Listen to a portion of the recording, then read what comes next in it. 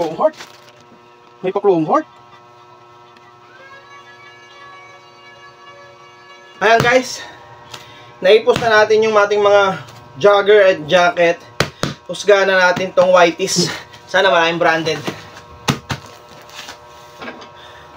What's up mga bossing? Kamusta? Buhay-buhay. Kamusta mga kapaldo? So eto nga, mag-o-open tayo ng another bale. Another day, another bale. Whiteys naman ang titirahin natin ngayong araw. Sana maraming branded. Pero grabe guys, sinasabi ko na sa inyo, abangan nyo yung video na to. Abangan nyo yung bale na to kasi sobrang dami niya talagang luxury brand. Alam nyo ba guys na sobrang hesitate talaga ako kumuha dati ng whiteys. Kasi ang nasa isip ko nun is parang katulad lang siya ng Murayta na black tees. Ang Murayta na black tees kasi dati, based on my experience, kumuha ako nun. Yun yung halo na panglalaki at pambabae na pure black talaga siya. And kung sa panlalaki, mabenta ang mga black, which is totoo talaga yon. Pero sa pambabae po kasi, hindi po talaga mabenta ang mga black. Ang mabenta sa mga pambabae is white tees. Kaya naman nagdadalawang isip ako noon na kumuha talaga ng black tees or white tees. Unang subo ko nga ng pagkuha ng black tees, yun yung Murayta na black tees na halo mismo na panlalaki at pambabae. Is pangit ho talaga yung nakuha ko. Siguro nataon lang sa akin yun, pero dahil mura lang siya, nagagawa naman natin yun ng paraan. And siguro ang branded doon, bilang na bilang lang sa kamay ko. And almost kalahating sako yung hindi ko nabenta doon, kahit ibagsak ko na ng 10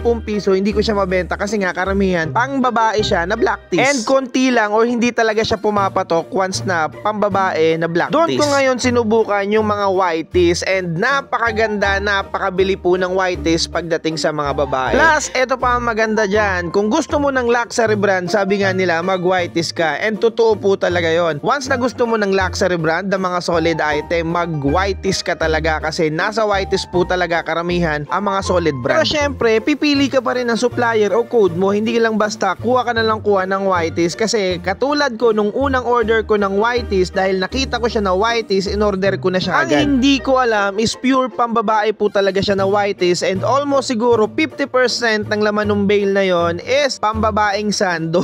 At ang nakuha kong branded doon, siguro 3 peraso lang. Pero ang pinakamagandang part doon na akala ko hindi siya mabebenta at akala ko hindi ako makakabawi, which is kabaliktaran pa lang nangyari. Dahil nga mga sando siya and alam mo yung mga spaghetti top ng mga pambabaeng pantulog, ganon napakaganda at napakabili pala niya. Hindi ko siya nakikita ng worth o hindi ko nakikita yung worth niya dahil nga ang hinahanap ko is mga panglalaking branded items. Pero nung nilatag ko na siya at nilagyan ko na lang ng strategy na separate ko yung mga sando sa mga t-shirt and napakapuputi pa nila, ang bilis niyang nabenta. For just 2 days, naubos mismo yung isang bale ng whiteys natin. Ang maganda nun, nakabawi tayo, kumita tayo. Ang disadvantage nyon, wala tayong branded na nakuha. Kaya mapapaisip ka talaga, kung gusto mo ng mabilisang benta, pwede yung code na yon. Pero kung gusto mo ng branded items, ay wag mo yung kukunin. Doon na mismo papasok yung code ng bale na to. Doon ko siya nasubukan and napakaganda ng laman po talaga. Nag-open na din naman ako ng ibang mga whiteys na bale dahil nakakapaglason ako niyan ilang beses na, pero iba po talaga ang laman ng bale na to. Grabe, kung gusto mo ng luxury brand, solid brand, maklinis na whiteys, solid talaga. Alam nyo ba na sa bale na to nakakuha tayo ng Flay, Dior, Supreme, Ami, Chrome Heart, Sangkaterbang, Nike, Adi, Gucci, and more and more. Isipin mo na lang kung magkano mo ibebenta yung mga sinabi ko na yon, doon pa lang bawing-bawi ka na, plus yung ibang mga solid items pa na hindi natin sinama. Bukod nga sa sobrang lilinis niya is kahit hindi mo na siya labahan, talagang tupiin mo lang, napaka-okay na nun. Bago ako magpatuloy mga kapaldo, okay lang po ba paki-comment kung nasang lugar ka ngayon or kung saan mo nakita yung video na to para naman alam ko kung saan nakarating yung vlog ko. Or kung meron kang mga katanungan, comment mo lang sa baba at sasagutin natin yan sa mga susunod na vlog. Yan po lahat ang laman ng isang bulto natin. So walang edit-edit yan. Pinas forward ko lang, walang salpak-salpak, walang putol-putol. Yan na yon kapatid. So kung gusto mo makakuha ng mga items natin, comment ka lang sa baba or abang ka sa ating live.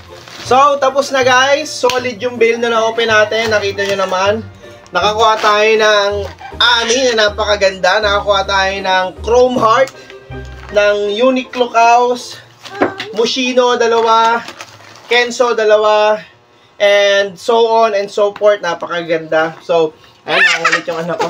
So kung nagustuhan mo yung video na to or trip mo yung mga ganitong vlog, don't hesitate to comment, follow, and subscribe para sa mga susunod nating updates. Say hi to them. You say hi to them. Hi. And goodbye. Bye.